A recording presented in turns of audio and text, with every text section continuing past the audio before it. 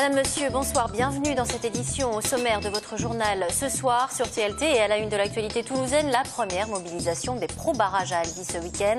La question du barrage de Sivens est toujours en suspens. Des nouvelles de Philae après son atterrissage chaotique et médiatique sur la comète Tchouri mercredi dernier. Le robot laboratoire s'est endormi ce week-end. Enfin, il y avait du sport ce week-end. Nous reviendrons notamment sur la déroute de Pau face à Colomiers, c'est du rugby. Les Colimérins ont infligé une véritable correction aux Palois. Première mobilisation des pro-barrages de Sivens. Donc samedi, ils étaient environ 4000 dans les rues d'Albi, des élus locaux, des membres de la coordination rurale et des agriculteurs de la FDSEA pour défendre le projet mis en suspens, vous le savez, depuis les nombreuses manifestations qui ont suivi le décès du jeune écologiste Rémi Fraisse. Les pro-barrages mobilisés aussi et surtout pour exprimer leur défiance par rapport à la ministre de l'écologie, Ségolène Royal. Jean-Marc Lucas était sur place à Albi. Les élus, soutenus par une partie des agriculteurs, veulent reprendre la main sur le projet de barrage de Sivens. Ceint de leur écharpe tricolore, ils ont défié l'autorité ministérielle en réaffirmant que celle-ci ne peut casser une décision prise par une collectivité territoriale.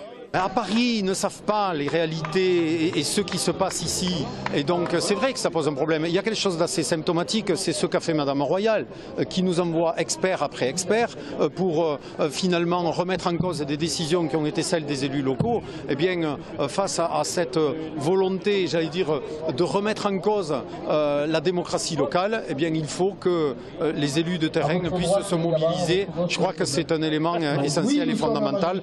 Les 4000 manifestants ont rejoué la guerre entre rats des villes et rats des champs. Interpellons le gouvernement. Nous demandons à être enfin entendus et respectés. Les agriculteurs veulent avant tout un système d'irrigation. La retenue de Sivens doit être une retenue qui permet à une vallée de vivre. Je ne suis pas, mais je l'ai déjà dit, je ne suis pas fermé sur les solutions. Je veux simplement qu'on ait des solutions qui soient capables d'arriver au bout et qui juridiquement tiennent le coup. Se repose donc la question d'une retenue d'eau ou de l'exploitation des lacs collinaires qui enserrent la vallée. Les agriculteurs ont montré ce samedi au ministère de l'écologie leur force de mobilisation si une décision ferme et claire n'est pas prise bientôt.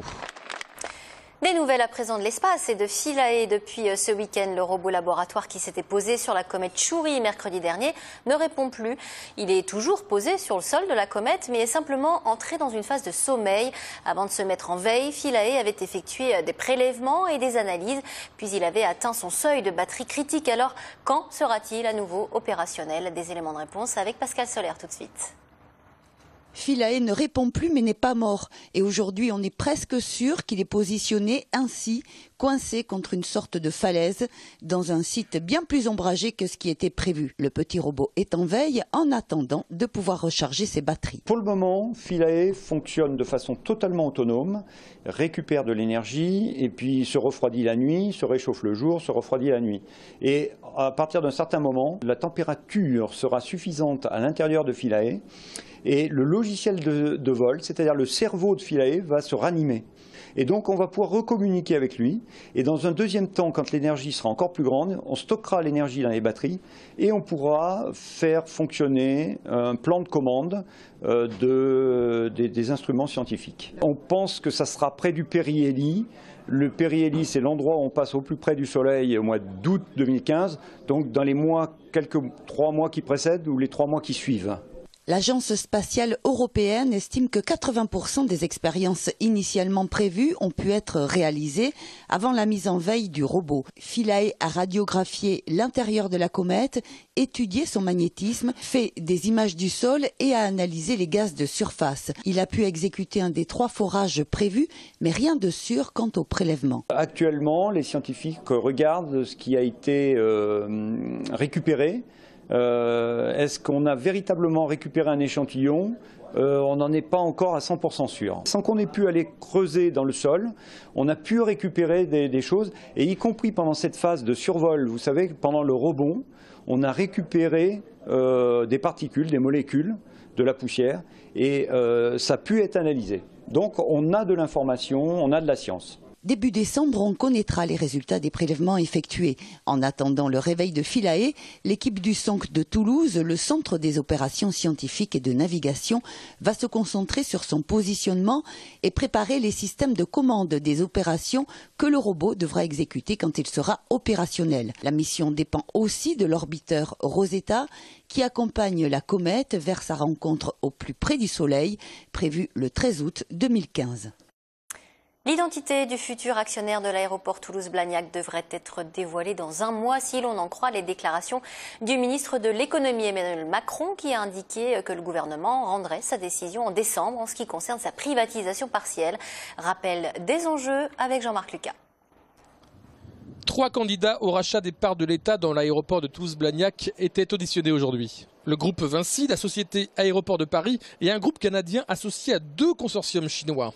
Sur ce dernier, le 7 novembre, Jean-Louis Chauzy, le président du Césaire, le conseil économique et social de la région, affirmait qu'il ne saurait admettre qu'un groupe chinois devienne propriétaire d'un aéroport aussi stratégique et rentable que celui de Toulouse-Blagnac.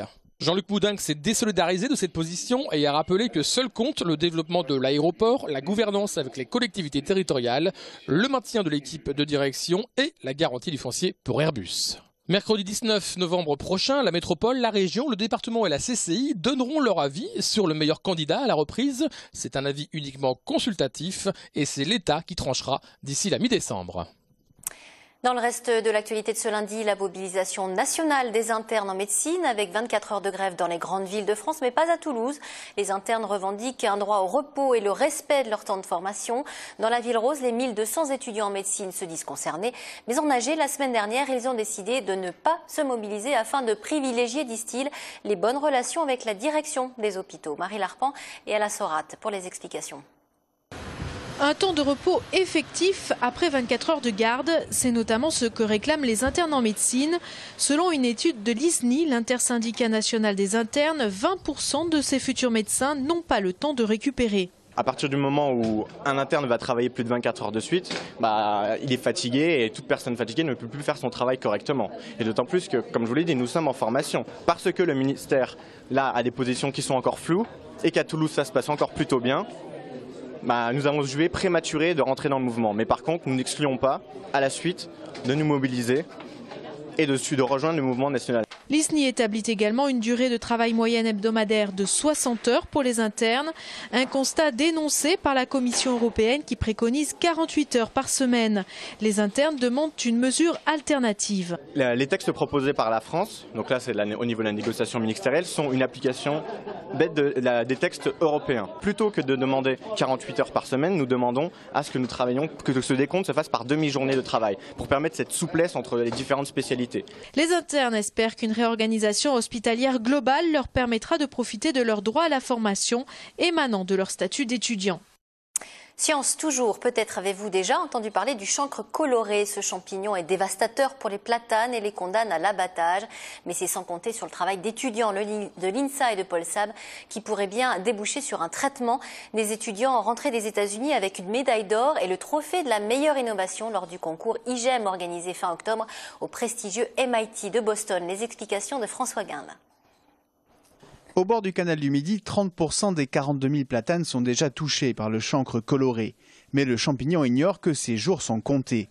Derrière ce microscope, Camille, Manon et 9 autres étudiants de l'INSA et Paul Sabatier ont planché pendant 10 mois pour concevoir l'arme fatale sous la forme d'une bactérie. Ah oui, ça a bien marché, oui, c'est cool. Notre projet, ça a été de partir d'une bactérie qui est naturellement présente dans la sève des platanes et de lui apporter 3 modules génétiques pour la rendre capable de se défendre. Un premier module pour que la bactérie puisse se diriger vers le lieu de l'infection et donc aller vers le champignon.